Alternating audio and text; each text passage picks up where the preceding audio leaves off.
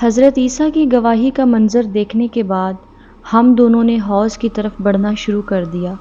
میں نے راستے میں صالح سے پوچھا، حضرت عیسیٰ نے جو سفارشی کلمات کہے تھے، یعنی اگر تو انہیں بخش دے تو تو غالب اور حکمت والا ہے، کیا ان الفاظ کا کوئی اثر نہیں ہوا؟ تم نے جواب میں اللہ تعالیٰ کی بات نہیں سنی تھی کہ آج سچوں کو ان کی سچائی ہی نفع پہنچائے گی؟ ہاں سنی، مگر اس سے تو بظاہر یہ لگتا ہے کہ ان کی سفارش قبول نہیں ہوئی۔ نہیں، ایسا نہیں ہوا۔ اللہ تعالیٰ نے اپنا قانون واضح کر دیا ہے۔ قانون یہ ہے کہ پیغمبر کی لائی ہوئی تعلیم کو سچ تسلیم کرنا اور اپنے عمل سے اس کی تصدیق کرنا کامیابی اور نجات کی بنیادی شرط ہے۔ اللہ تعالیٰ کی بات کا مطلب یہ تھا کہ جس کسی نے یہ بنیادی شرط پوری کر دی، اس کے ساتھ اللہ تعالیٰ اب درگزر کا معاملہ فرمائیں گے، یعنی جو غلطیاں ایسے لوگوں سے ہوتی رہیں اور انہوں نے ان پر توبہ اور اصلاح نہیں کی، ان پر اللہ تعالیٰ اپنی رحمت سے گرفت نہیں کریں گے۔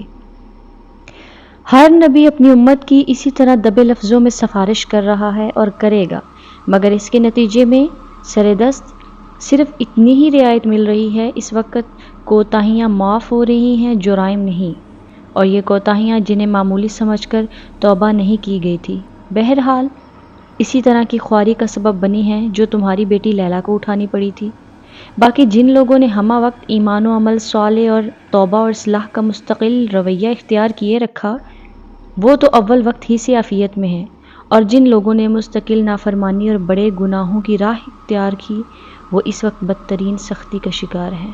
یہ گفتگو کرتے ہم ایک دوسری جگہ پر آ گئے جہاں فرشتے لوگوں کو آگے بڑھنے سے روک رہے تھے۔ صالح میرا ہاتھ تھا، میں ان کے قریب چلا گیا۔ اسے دیکھتے ہی فرشتوں نے راستہ چھوڑ دیا۔ ہم ذرا دور چلے تو ایک جھیل سی نظر آنے لگی۔ اسے دیکھتے ہی صالح بولا، یہی حوض کوثر ہے۔ میں نے کہا، مگر یہاں رسول اللہ تو نہیں ہیں۔ وہ آگے کی طرف ہیں۔ ہم دوسری سمت سے داخل ہوئے۔ میں تمہیں اس کا تفصیلی مشاہدہ کرانا چاہ رہا تھا، اسی لیے یہاں سے لایا ہوں۔ صالح کی بات پر میں نے غور کیا تو معلوم ہوا کہ یہ عام معنوں میں کوئی حوض نہیں ہے۔ میں نے قدرے تعجب کے ساتھ صالح سے کہا، یار یہ تو جھیل بلکہ شاید سمندر جتنا بڑا ہے، جس کا دوسرا کنارہ مجھے نظر ہی نہیں آتا۔ ہاں یہ ایسا ہی ہے، تم دیکھ نہیں رہے کتنے سارے لوگ اس کے کنارے کھڑے پانی پی رہے ہیں؟ اگر ایک چھوٹا موٹا حوض ہو تو فوراً ہی خالی ہو جائے۔ اس نے کہا، ٹھیک ہے، یہاں ہر جگہ بہت سارے لوگ موجود تھے، میں نے دیکھا ہے۔ ویسے پچھلی دنیا میں بھی رسول اللہ صلی اللہ علیہ وآلہ وسلم کے ارشادات سے مجھے اندازہ تھا کہ یہ عام سا حوض نہیں ہوگا بلکہ کوئی سمندر ہوگا، بلکہ حضور صلی اللہ علیہ وآلہ وسلم کے ارشادات سے مجھے خیال ہوتا تھا کہ یہ وہی جگہ ہے جہاں پچھلی دنیا میں عرب اور افریقہ کو جدا کرنے والا بحیرہ احمر بہتا تھا۔ میں نے اپنے اس اندازے کا اظہار صالح سے کیا تو وہ بولا، بڑی حد تک یہ اندازہ ٹھیک ہے، زمین پچھلی پھیل کر بہت بڑی ہو چکی ہے، مگر یہ کم و بیش وہی جگہ ہے۔ اس کا مطلب ہے کہ میدان حشر سرزمین عرب میں برپا ہو رہا ہے۔ ہاں تمہارے اندازے ٹھیک ہیں۔ میں خاموشی سے سوچنے لگا کہ کیسا وقت تھا وہ جب دنیا آباد تھی۔ لوگ اس وقت دنیا کے ہنگاموں میں گم تھے۔ کاش انہیں اندازہ ہو جاتا کہ اصل دنیا تو موت کے بعد شروع ہونے والی ہے۔ اللہ تعالیٰ نے اپنے انبیاء کو بھیج کر پچھلی دنیا میں طرح طرح سے لوگوں کو سمجھایا، مگر لوگ مان کر ہی نہیں دیے۔ پھر اللہ تعالیٰ نے ان انبیاء میں سے کچھ کو منصب رسالت پر فائز کر دیا۔ یہ رسول نہ صرف لوگوں کو صحیح راستے کی طرف بلاتے بلکہ اس سے ایک قدم آگے بڑھ کر لوگوں کو متنبہ کرتے کہ ان کی بات نہیں مانے گی تو اللہ تعالیٰ قیامت سے قبل ہی اس قوم پر اپنا عذاب بھیج دے گا، جس سے صرف ماننے والے بچائے جائیں گے۔ چنانچہ قوم نوح، عاد، سمود، قوم لوط، قوم شعیب، آل فرعون اور خود قریش مکہ کے ساتھ یہی ہوا۔ ان اقوام کے رسولوں نے انہیں اللہ کے عذاب سے ڈرایا، مگر جب وہ نہ مانے تو قیامت سے قبل ہی دنیا میں انہیں عذاب دیا گیا۔ قوم نوح اور آل فرعون کو پانی میں ڈبو کر، عاد کو آندھی سے، قوم سمود اور قوم شعیب کو ایک کڑک سے، قوم لوط کو پتھر والی ہوا سے اور کفار مکہ کو مومنوں کی تلواروں سے ختم کیا گیا، اور اہل ایمان کو بچا کر زمین کا اقتدار انہیں دے دیا گیا۔ خاص کر کفار مکہ اور حضور کا معاملہ تو تاریخ کی روشنی میں ہوا اور قرآن میں اس کا ریکارڈ موجود ہے، اور کسی معلوم نہیں تھا کہ صحابہ کرام کو کس طرح چند برسوں میں دنیا کا حکمران بنا دیا گیا۔ یوں اخروی سزا و جزا کا ایک دینوی نمونہ اس طرح قائم کیا گیا کہ کوئی شخص بھی اس کا انکار کرنے کی طاقت نہیں رکھتا۔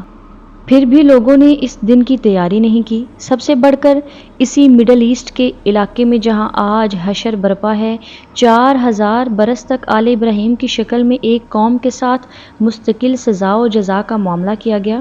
اولاد ابراہیم کی 2 شاخوں یعنی بنی اسماعیل اور بنی اسرائیل کے ساتھ اللہ کا قانون یہ رہا کہ اگر وہ فرما برداری کرتے تو خدا کی رحمت انہیں دنیا میں نوازتی، اور نافرمانی کرتے تو دنیا میں قومی حیثیت میں سزا پاتے۔ بنی اسرائیل کو اپنی تاریخ میں اپنے جرائم کی پاداش میں 2 دفعہ عظیم تباہیوں کا سامنا بطور سزا کرنا پڑا، ایک دفعہ عراق کے بادشاہ بخت نصر کے ہاتھوں اور دوسری دفعہ رومی جنرل ٹائٹس کے ہاتھوں ان پر تباہی نازل کی گئی۔ اسی طرح امت مسلمہ کو بھی ان کے جرائم کی بنا پر 2 دفعہ بڑے پیمانے پر سزا دی گئی، ایک دفعہ تاتاریوں کے ہاتھوں اور دوسری دفعہ یورپی اقوام کے ہاتھوں انہیں تباہی اور غلامی کی ذلت کا سامنا کرنا پڑا۔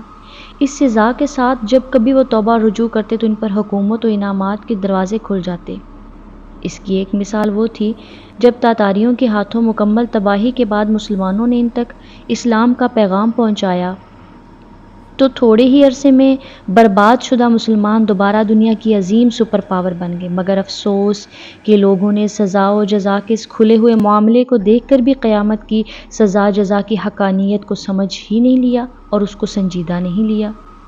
بے اختیار میرے منہ سے ایک ٹھنڈی آہ نکلی اور میں نے کہا، میرے رب تو نے تو سمجھانے میں کوئی کسر نہیں چھوڑی، مگر انسان بڑی ہی ڈھیٹ مخلوق تھا، اسی لیے آج یہ تلخ دن دیکھنا پڑ رہا ہے۔ صالح نے میرا جملہ سن کر لمحہ بھر کے لیے مجھے دیکھا اور بولا، نہیں، ہر انسان ایسا نہیں تھا، دیکھ لو تمہارے ارد گرد حوض کوثر پر کتنے سارے لوگ ہیں۔ میں نے اس بات میں سر ہلایا مگر کچھ بولا نہیں، وجہ صاف ظاہر تھی، صالح یہاں موجود لوگوں کو دیکھ رہا تھا اور میں باہر حشر میں موجود لوگوں کے خیال میں تھا، جن میں میرا اپنا بیٹا جمشید بھی شامل تھا۔ میں میدان حشر میں اس کی تلاش میں لوٹا تھا مگر حضرت عیسیٰ کی گواہی کا منظر دیکھ کر میرا حوصلہ جواب دے چکا تھا، اسی لیے سرے دست میں اس معاملے کو خدا پر چھوڑنے کا فیصلہ کر لیا۔ ہم آگے بڑھ رہے تھے کہ ایک جگہ پہنچ کر صالح نے مجھ سے کہا، چلو اب کوثر کے VIP لاؤنج میں چلتے ہیں۔ میں نے اس کی بات پر کوئی تبصرہ نہیں کیا مگر مجھے اندازہ تھا کہ صالح کیا کہہ رہا ہے، تاہم اس نے اپنی بات کی وضاحت خود ہی کر دی۔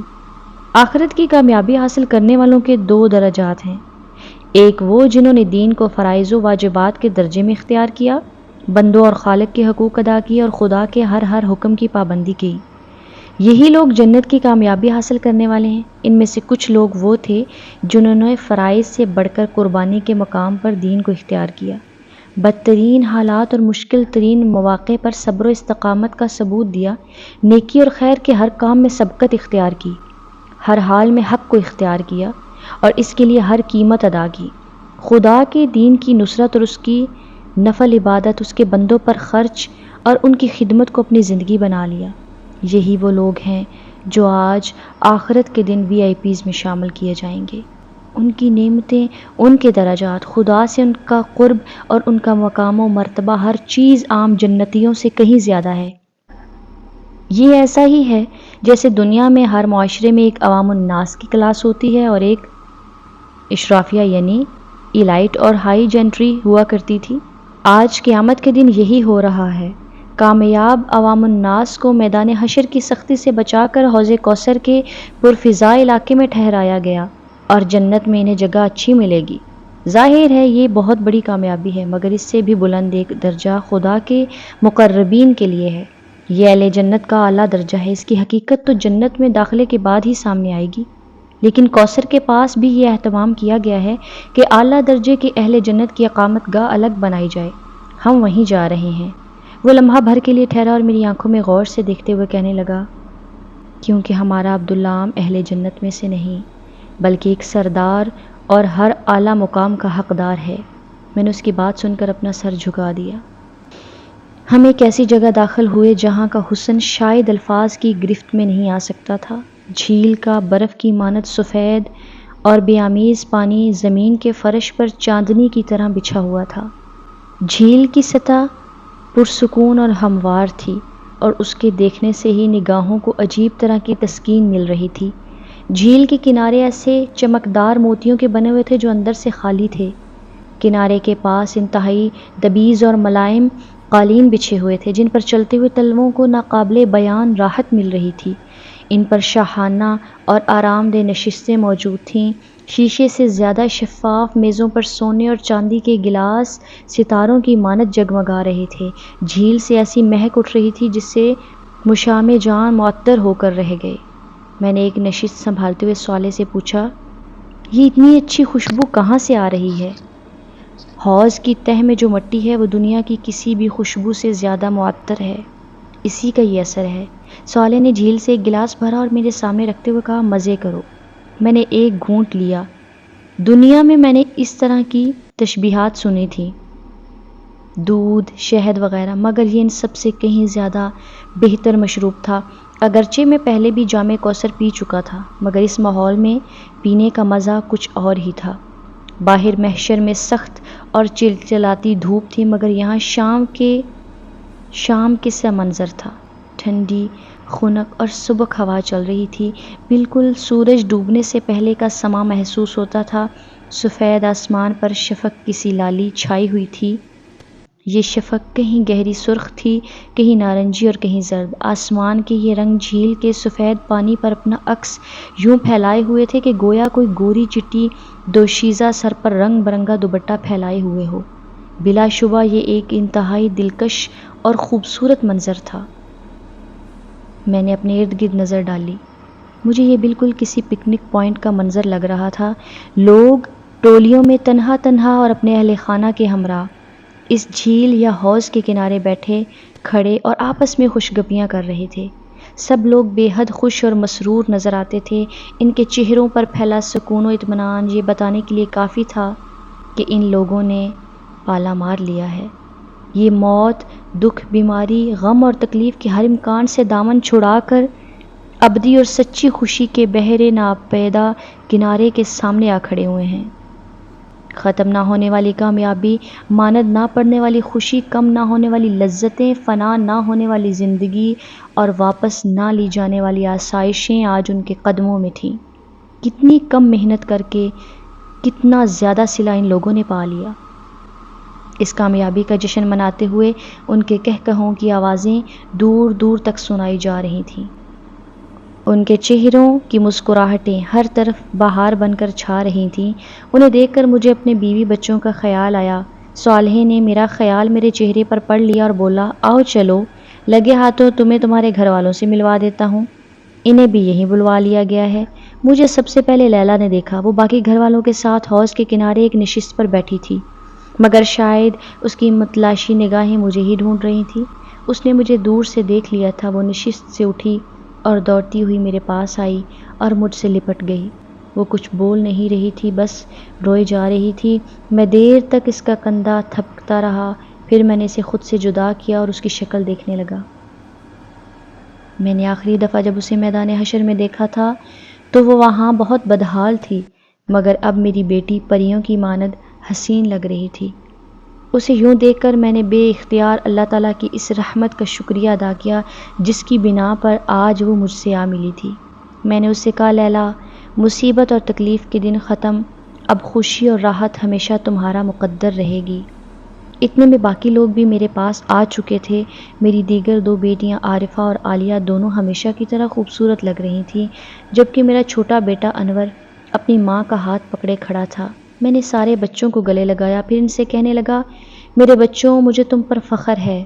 تم نے دنیا کی رنگینیوں کے اوپر اپنے رب کے وعدوں کو ترجیح دی۔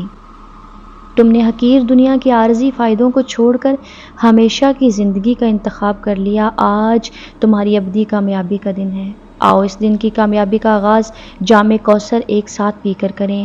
یہ کہتے ہوئے میں قریبی موجود ایک نشست پر بیٹھ گیا۔ باقی لوگ بھی میرے ارد گرد بیٹھ گئے۔ میں نے بیٹھتے ہی لیلا سے کہا، بیٹا، میں تو تمہاری روداد سننا چاہتا ہوں، مگر پہلے انور، عالیہ، عارفہ، تم بتاؤ، تم لوگ خیریت سے اپنی ماں تک پہنچ گئے تھے؟ تینوں نے ایک ہی جواب دیا کہ وہ اول وقت سے ہی محفوظ تھے اور مختلف فرشتوں نے روز حشر کے آغاز ہی پر انہیں بحفاظت عرش کے سائے تلے پہنچا دیا تھا۔ ان کے بعد لیلا بولی، ابو، میں نے بہت مشکل وقت دیکھا، میں سور کی آواز سن کر جب قبر سے نکلی تو عجیب وحشت کا عالم تھا۔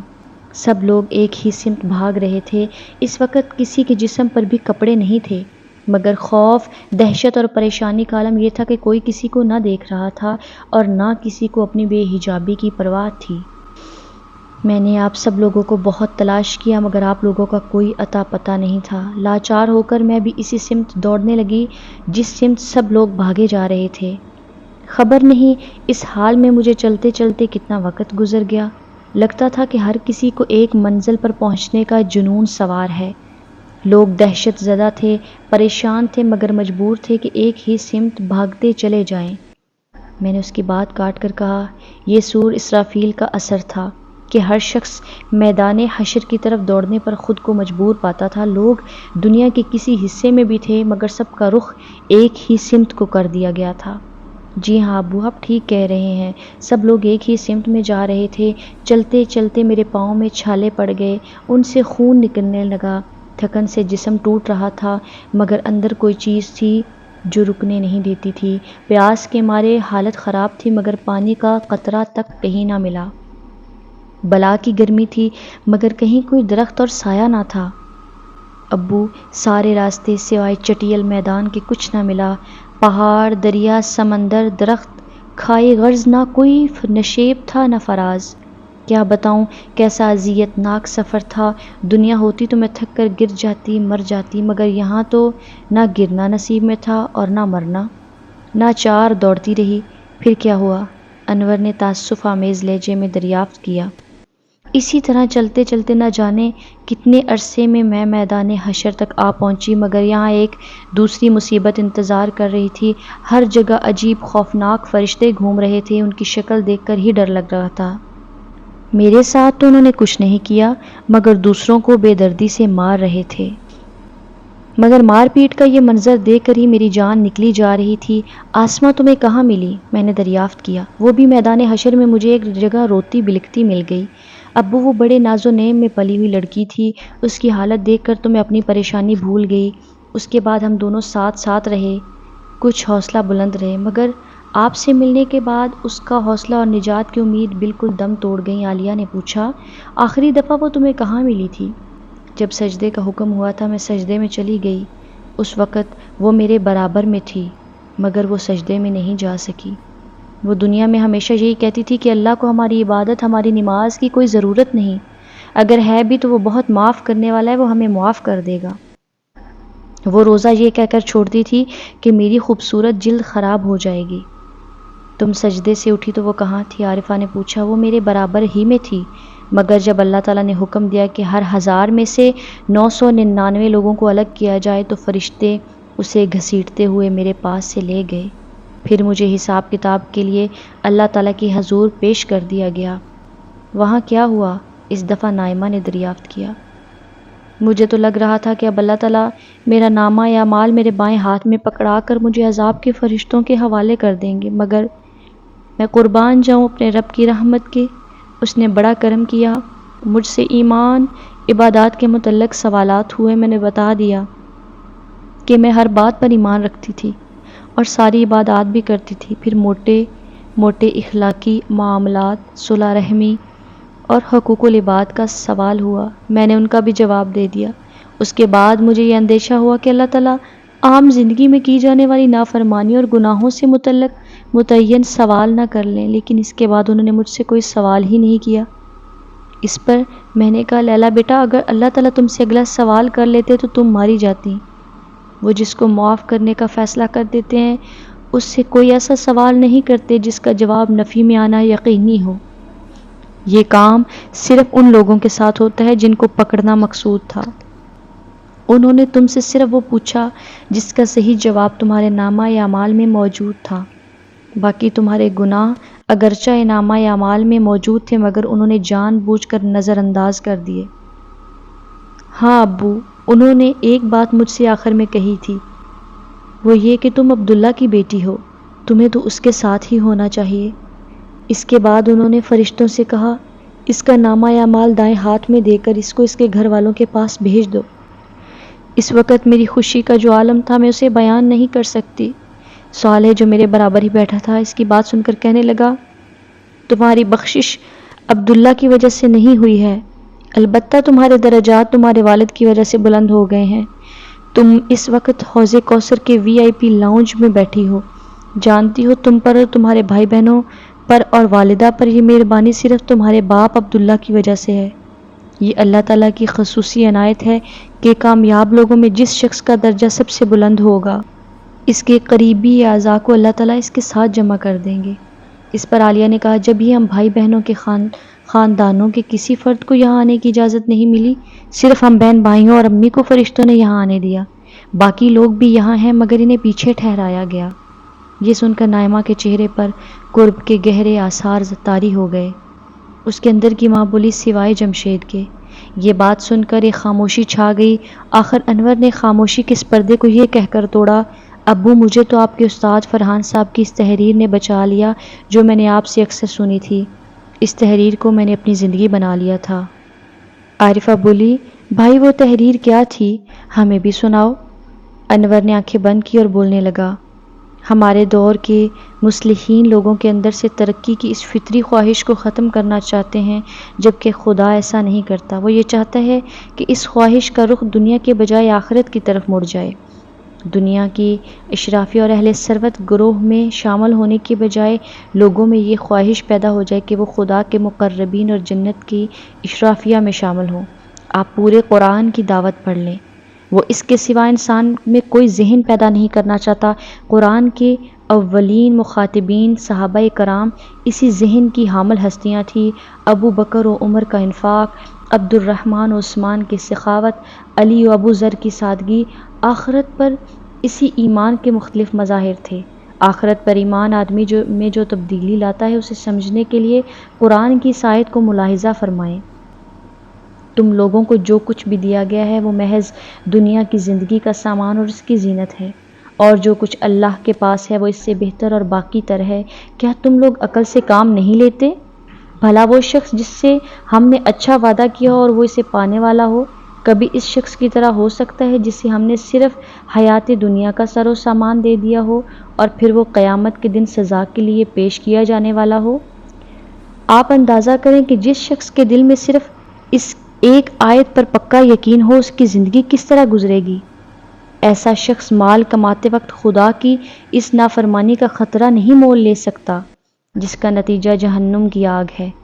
اس کے مال کا بہترین مصرف اپنی ضروریات پوری کر کے آخرت کی ابدی اور زیادہ بہتر زندگی کی آرائش و زیبائش ہوگی۔ وہ دنیا میں کسی بھی نعمت کے حصول کے لیے آخرت کو کبھی خطرے میں نہیں ڈالے گا۔ وہ دنیا کے گھر سے پہلے آخرت کے گھر کی فکر کرے گا۔ وہ دنیا کی گاڑی سے پہلے آخرت کی سواری کی سوچے گا۔ اخلاق باختہ عورتوں کے عریاں اور نیم عریاں وجود پر نگاہ ڈالنے کی وقتی لذت کے لیے وہ ان حوروں سے محرومی گوارا نہیں کرے گا جن کا چاند چہرہ، حسن، دلکش اور ابدی شباب کبھی نہیں ڈھلے گا۔ گھر والوں کی ضروریات اور خواہشات اسے کبھی بھی کسی ایسے راستے پر نہیں لے جا سکتی جو آخر کار جہنم کی دہلیز تک جا پہنچتا ہو۔ بیوی بچوں سے اس کی محبت اسے مجبور کرے گی کہ وہ انہیں بھی جنت کے راستوں کا مسافر بنائے، ان کی تربیت کرے، انہیں وقت دے، انہیں بتائے کہ جینا تو صرف آخرت کا جینا ہے، کامیابی تو صرف جنت کی کامیابی ہے، یہ دنیا دھوکے کے علاوہ کچھ بھی نہیں۔ یہ دھوکہ ہے جہاں ہم سے پہلے بھی بے گنتی لوگوں کا امتحان ہوا اور ہمارا بھی امتحان ہو رہا ہے۔ چند برسوں کی بات ہے، نہ ہم رہیں گے نہ امتحان کے یہ صبر آزما لمحے۔ کچھ ہوگا تو خدا کی رحمت ہوگی، اس کی جنت ہوگی، ختم نہ ہونے والی نعمتیں ہوں گی، عزت و اکرام کی رفتیں ہوں گی، لہجوں میں وقار ہوگا، چہروں پر نکھار ہوگا، صالحین کی پاکیزہ قربت ہوگی، دوست احباب کی پرلطف صحبت ہوگی، ہیرے جواہرات کے محلات ہوں گے، مشک و عنبر کے باغات ہوں گے، سندس و حریر کی آرائش ہوگی، یاقوت و مرجان کی زیبائش ہوگی، دودھ و شہد کی نہریں ہوں گی، مائے مصفا کی لہریں ہوں گی، سونے چاندی کے شجر ہوں گے، آب و شراب کے ساغر ہوں گے، فرشتوں کے سلام ہوں گے، مرغ و ماہی کے طعام ہوں گے۔